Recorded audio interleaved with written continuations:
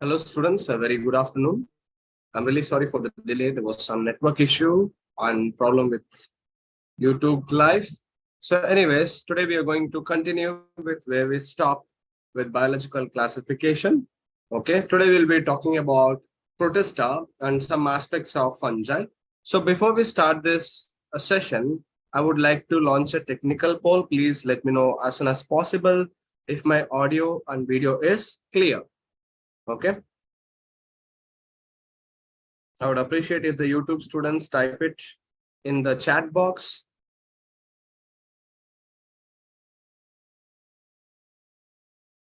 If my audio and video is clear, so that we can continue our session.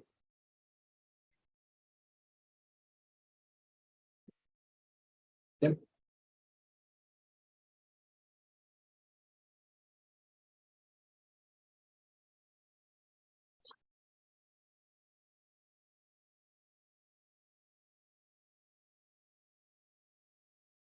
Yes, perfect. Thank you. So let's go on and understand what we have left. Okay. Thank you, people. Thank you for the response. It's very helpful. So today we are going to start with a question. Aristotle's classification of animals was based upon, okay, so we have the options: presence of WBC, presence of RBCs, presence of platelets, none of the above. Okay, so let me launch an MCQ poll. It's an easy question. So Aristotle's classification was based upon what? You can put it in the chat box. Okay.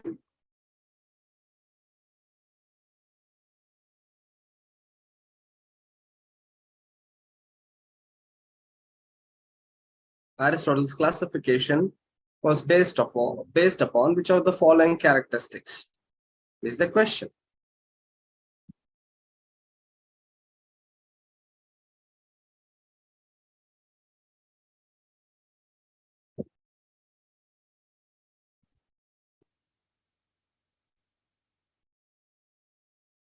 Hello. So we've taken a lot of time, I believe. So let me end the poll and see what's the right answer. Okay. So Aristotle did classify, it is one of the earliest ones to classify our living organisms into plants and animals. In animals, he distinguished them into the animals which contains the red blood and the animals which do not contain the red blood. Okay, so red blood, we should have obviously the red blood cells. Okay, that is what gives them the red nature. And the plants, he divided them into, the shrubs, herbs, and the higher trees. So our answer is the presence of red blood cells. Okay, so that is one of the reasons for him to classify the animals based on the presence of red blood cells. Okay, so we have the second question: which one of the following is not in the 5 kingdom classification? We have bacteria, virus, algae, and insects. Okay, so let me launch a poll again. So tell me, people, in the 5 kingdom classification, which one of the following is not included? Bacteria, viruses, algae, and you have insects. What is your answer?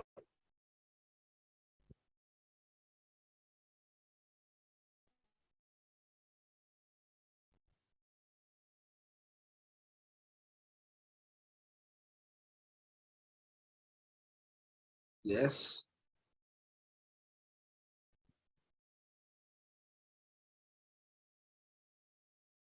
So it's already 40 seconds. Come on, make it quick.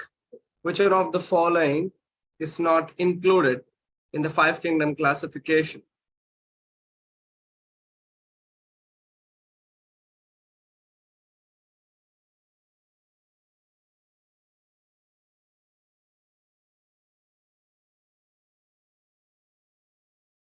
So let me end the poll. It's already 1 minute, and let's discuss the answer.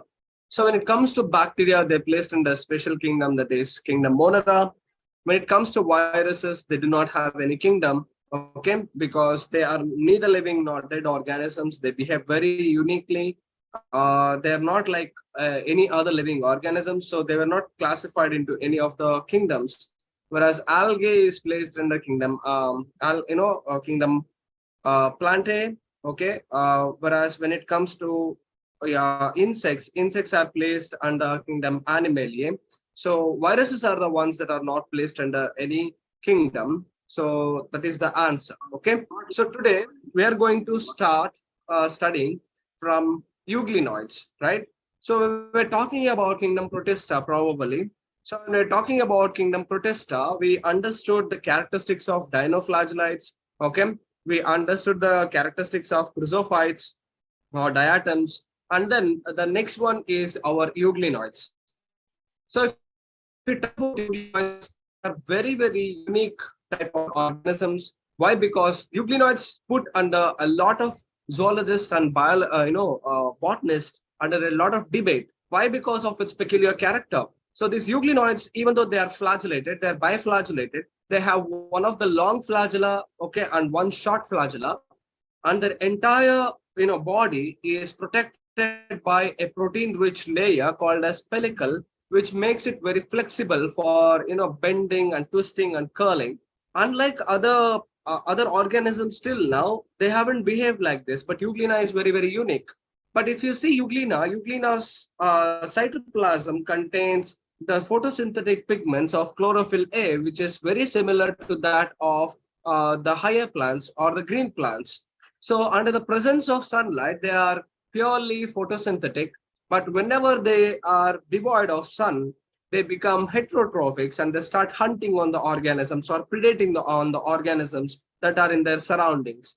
So the switch of their nutrition patterns was very strange. So some people believe that they should be placed under plants. Some people believe that they should be placed under animals. Or some people told that they don't neither belong to any of them.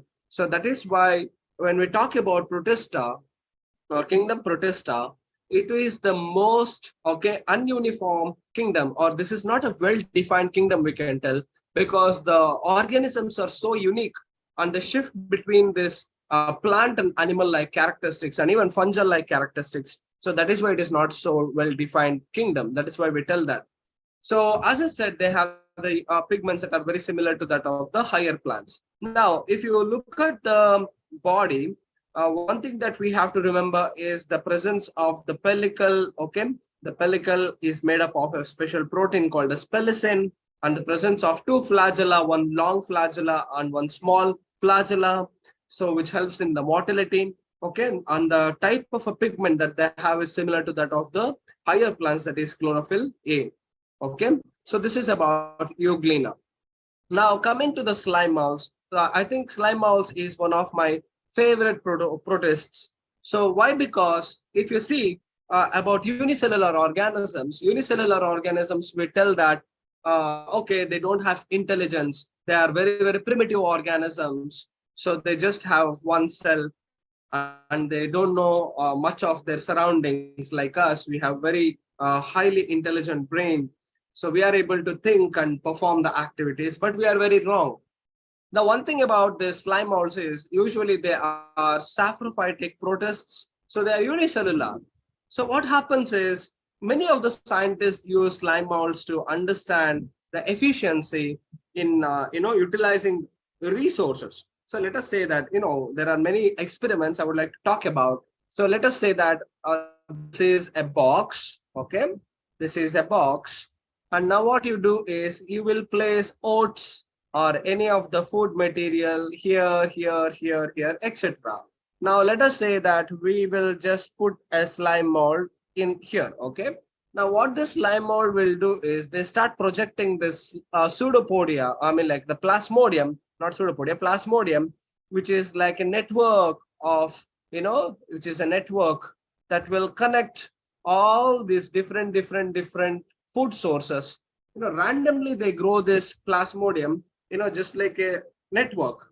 Now, while they grow even unwanted plasmodium, not pseudopodium, plasmodium here and there. Unwanted plasmodium is also grown.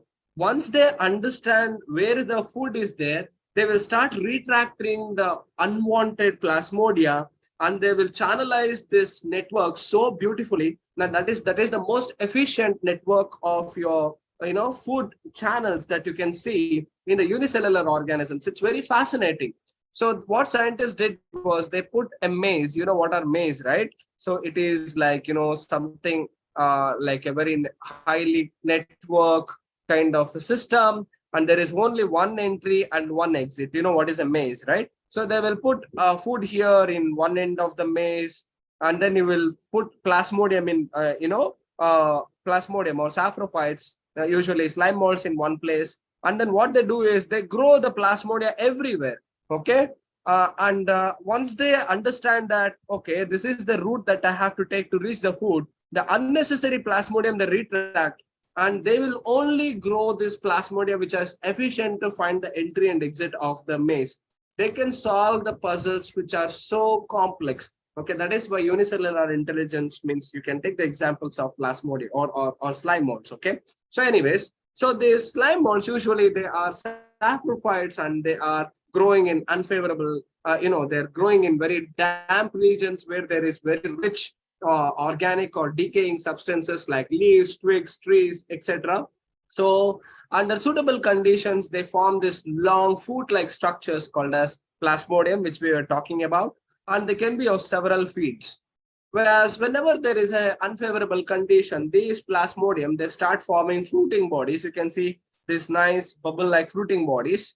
So in these fruiting bodies, there are spores. So you can see that this is a fruiting body, and within the fruiting bodies, there are, there is a meiosis that is taking place to form haploid spores. See that these haploid spores, they become gametes, and haploid spores have true walls which can resist very unfavorable conditions like higher temperatures, okay, and acidity or alkalinity.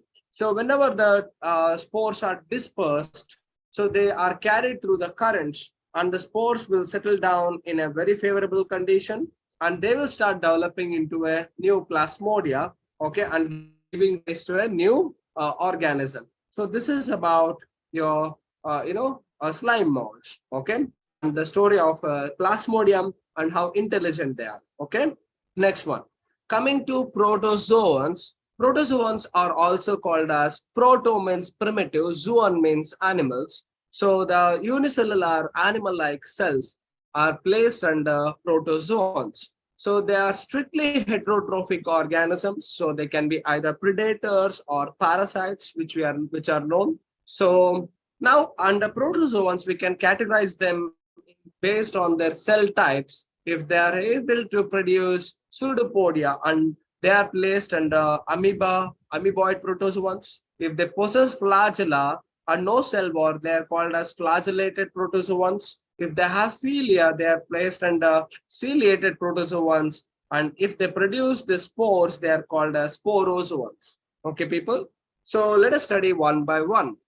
So coming to amoeboid protozoans. Amoeboid protozoans are present in stagnant water, fresh water, seawater, as well as moist soils. So usually they project this cell extensions in the form of foot, pseudopodia, or false arm-like structures, which is helping them to move, or which is helping them to capture the prey. So they are helpful in two things. One is motility or the movement, and the other one is to capture the prey, which is on pseudopodia.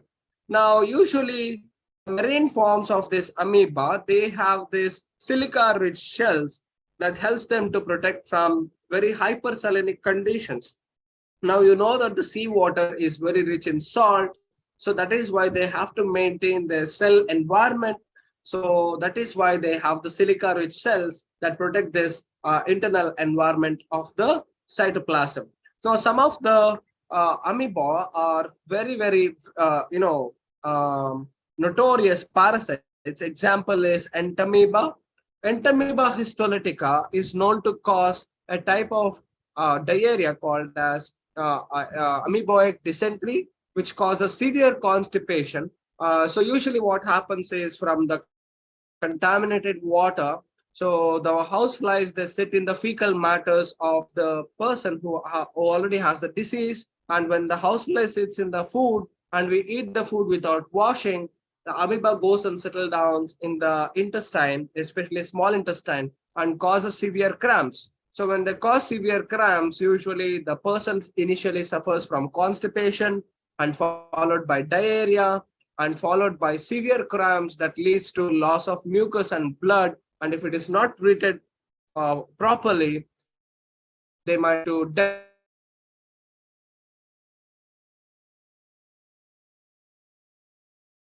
In most of the cases, in some cases what they do is, you already know about binary fission. In some cases what happens is amoeba, they start forming, the nucleus will go under continuous mitotic divisions to form 100 to 150 numbers of nucleus, and these nucleus will be surrounded by very small amount of cytoplasm, and from the mother cell they burst open, releasing hundreds or tens of new baby amoeba cells. So this type of division is called as multiple fission.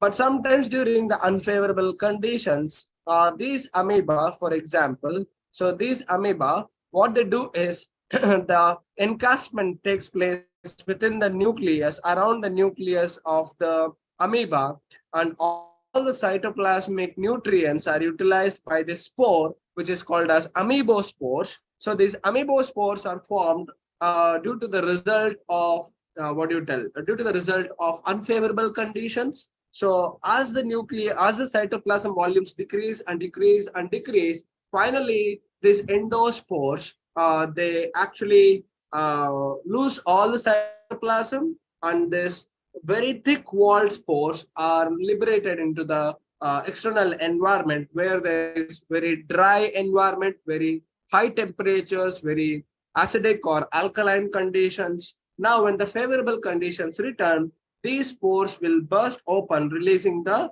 amoeba, and then they develop into a new individual. Okay, so this is about amoeboid protozoans. For example, there is Entamoeba histolytica, which causes amoeboic dysentery.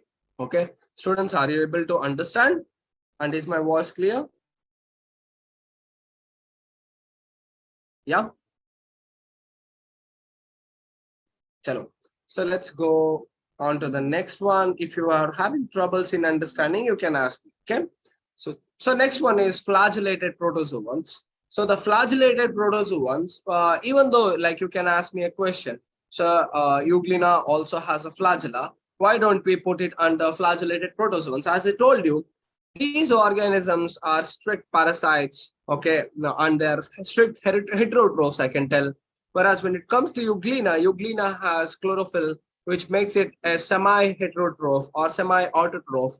That's why we cannot put it under flagellated protozoans. So they are either free-living or parasitic. So they have flagella. The parasitic forms are very, very dangerous, and they can cause a type of a disease called a sleeping sickness. The sleeping sickness is again transferred through the housefly from the contaminated water, contaminated ponds or sewage system. When the housefly sits on this fecal matter and contaminated things and sits on the food, this trypanosoma can enter the bloodstream. So they will actually cause a severe sickness called a sleeping sickness, where the person will fail to be awake. Okay, the feeling of awakeness is totally hindered in a person.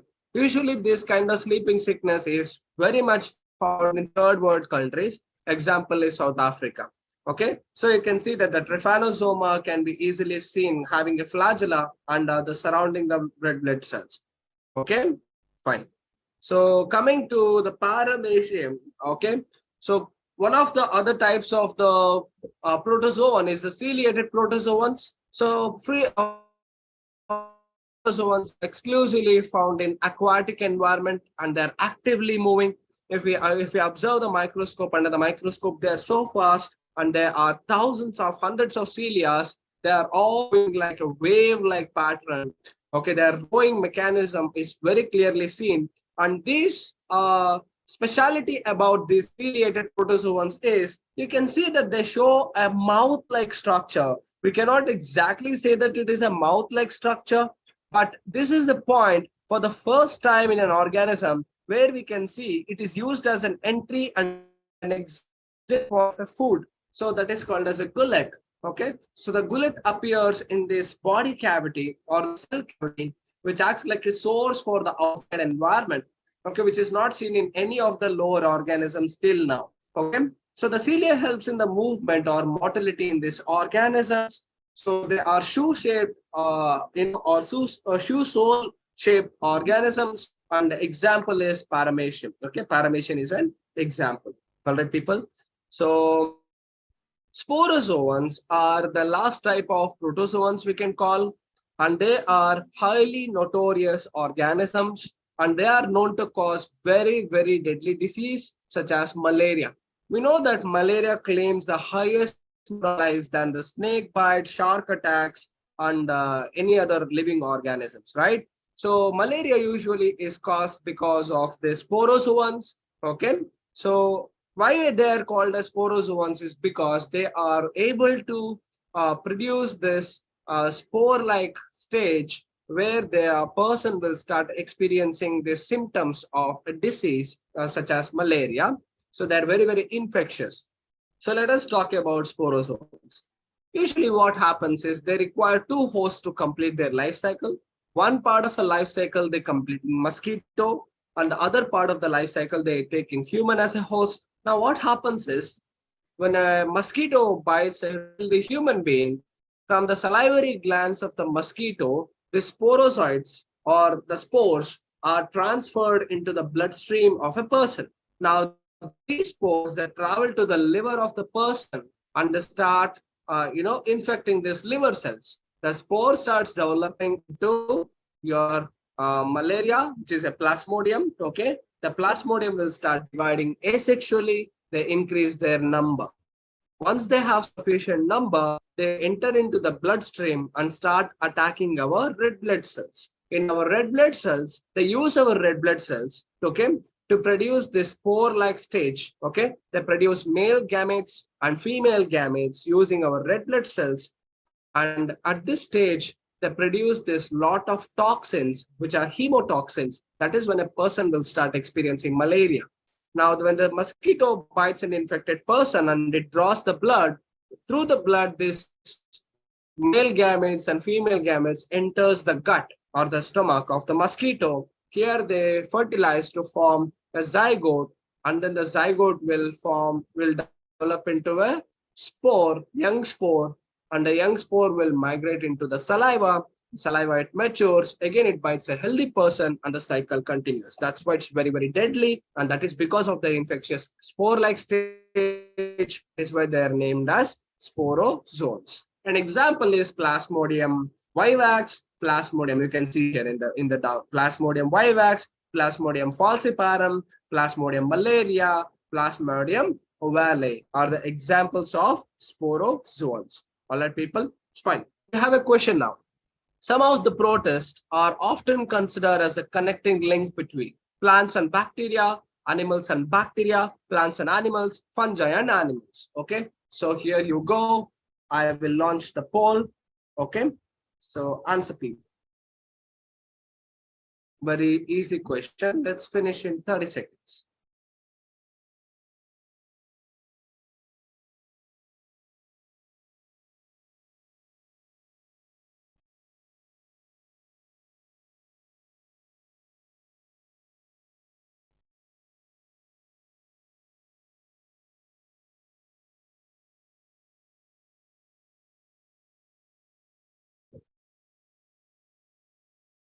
All right. Some of you have answered. I want many of you to answer. So we are almost at 40 seconds. Come on, students, we can do it. It's okay if you're wrong, if you're right, it doesn't matter. We can take this as a participation to answer. Okay.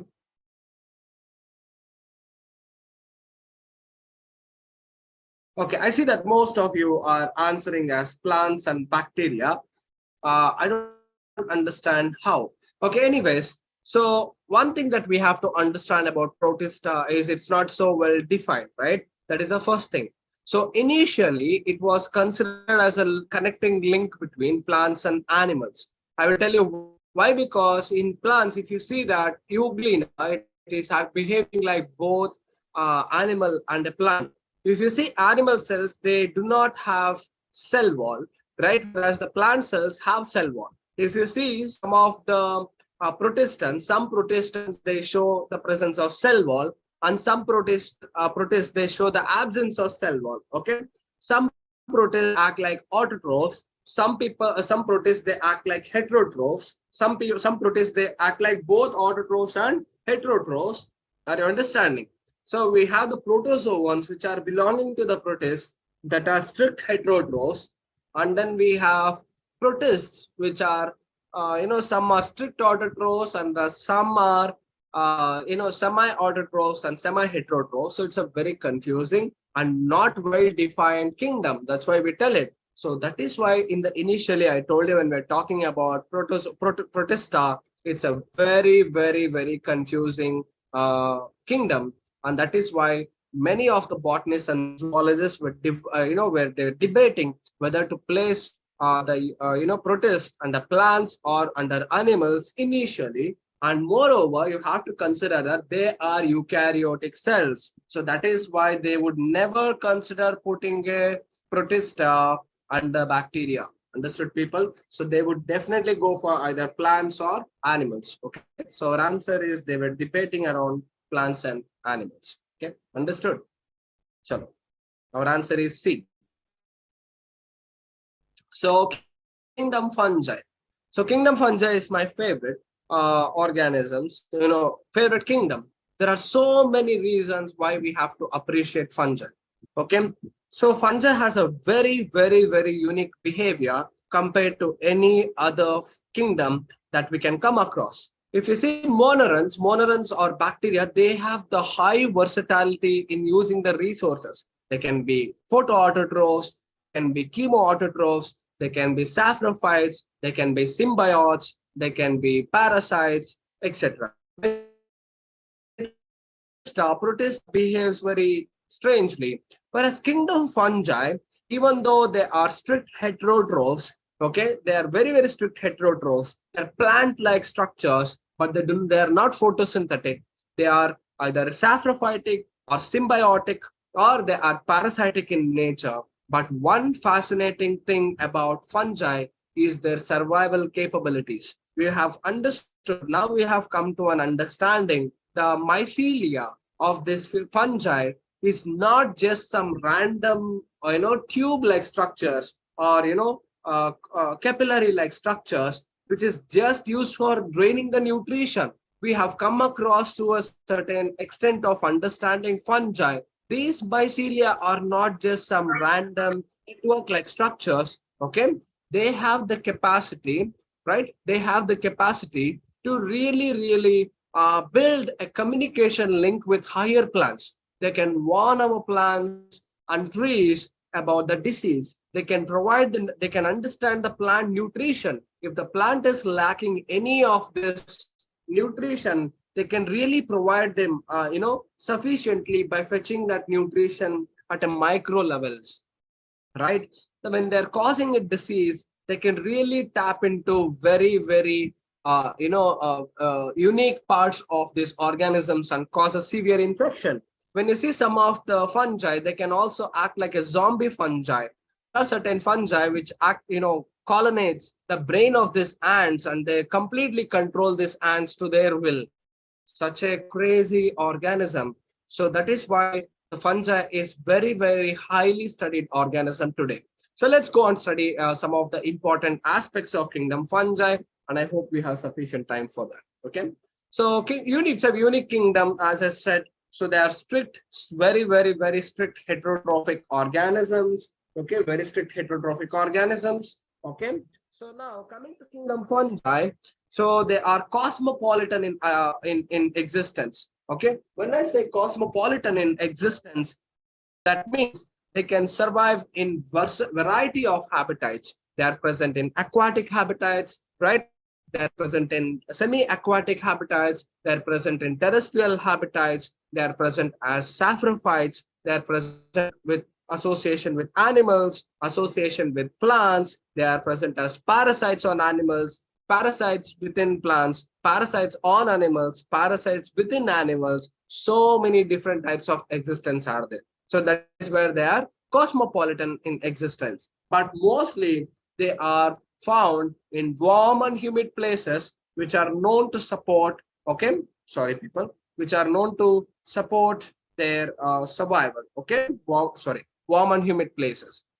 So some of the common fungi that we have come across is, if we leave the bread and it becomes black, so that is called as a bread mold, orange rots, and then mushrooms that we can see in the rainy seasons, toadstools, which is a very, very toxic mushroom, or it is also called as muscara. So that is also a type of a mushroom, which is very, very poisonous, so etc. So for example, if you see some of the mustard, you can see the white spots, right? And the red rot in your sugarcane, and some of the blast disease in ragi, these are the examples of some of the parasitic fungi.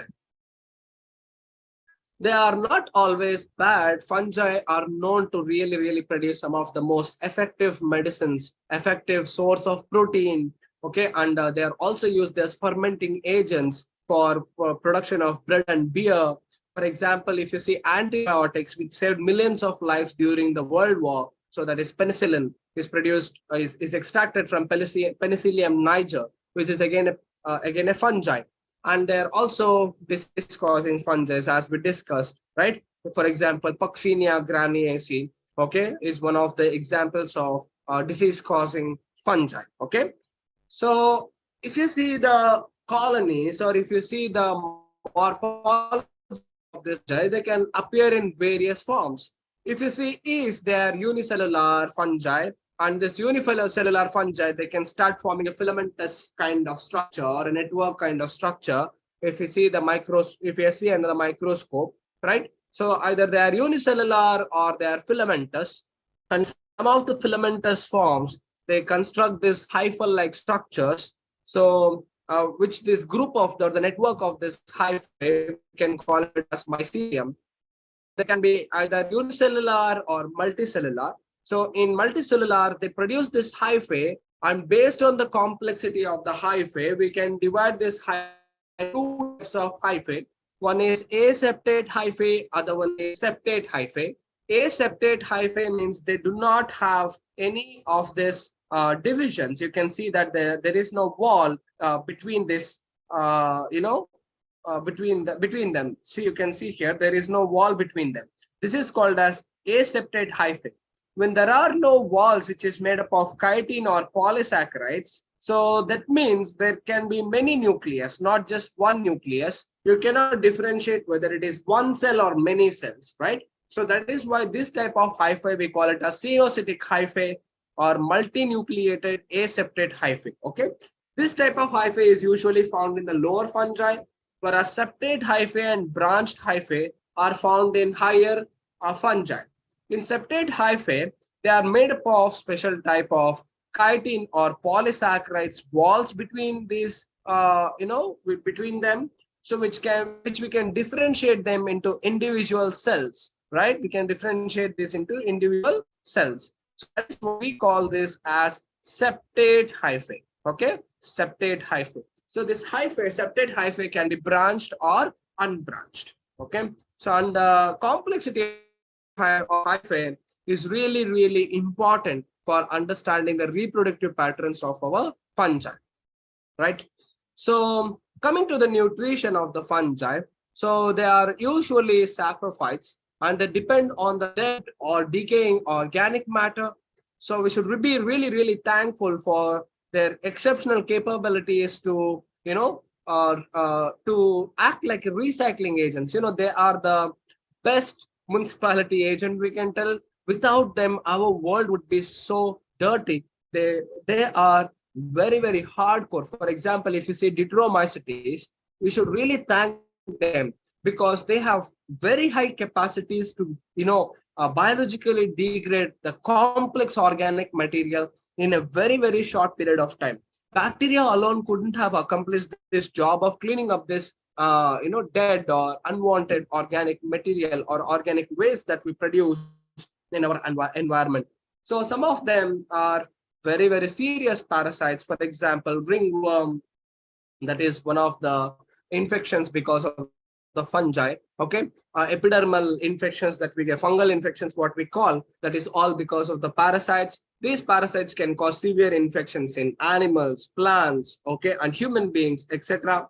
And one of the beautiful associations we can also see with respect to fungi is symbiotic association. That is, they can have very beautiful associations with other algal members, which we call it as lichens. Okay, they can also have higher associations with some of the gymnosperms as well as angiosperm plants in the form of mycorrhiza.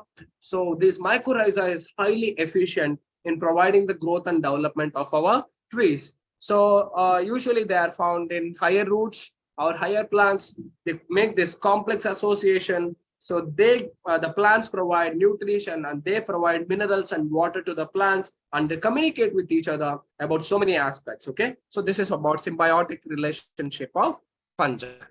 Now coming to the reproduction pattern of the fungi, general reproduction pattern of the fungi, they have elaborate mechanism of reproduction. So usually reproduction can happen in 3 different methods. One is vegetative propagation, asexual reproduction, and then we have sexual reproduction. When it comes to vegetative propagation, even in higher fungi like Basidiomycetes or Deuteromycetes, you can take the fragments or the gill structures of this. You can see the mushroom, right? So if you just flip the mushroom and take a piece of mushroom and place it under a very nutrient-rich media, they can start developing the mycelia. So this is about fragmentation, right? Next one is fission. So if you see in lower fungi, the cells can divide into 2 equal halves and they can form a new fungi. So that is about fission. If you see in yeast, they undergo budding. So this is all vegetative propagation. Okay. Coming to asexual reproduction. Asexual reproduction is very well defined by the formation of asexual spores.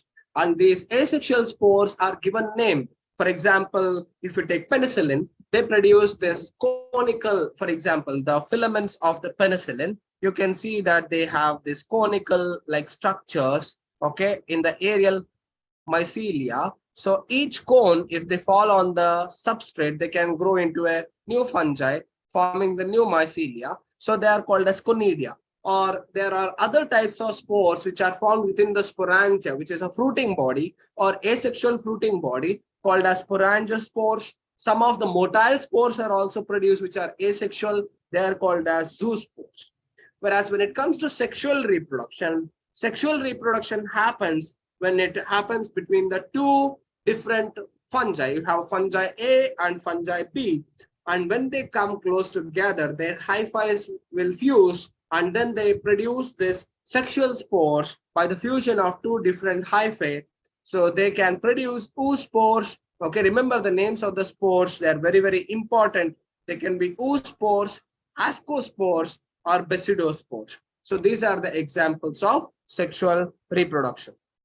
Now, as I say, I'm sorry, people, we are running out of the time. Okay, so we can continue the details about reproduction in the coming session. So please attend the class quite early so that we can take off the class and we can discuss more aspects. Don't worry, we'll continue from the reproduction of fungi because it's a very, very important topic. All right, students, thank you. If you have any doubts, you can drop in the chat box. Sorry, if you have any comments, you can drop in the chat box or you can leave the session. We can end the class. Thank you.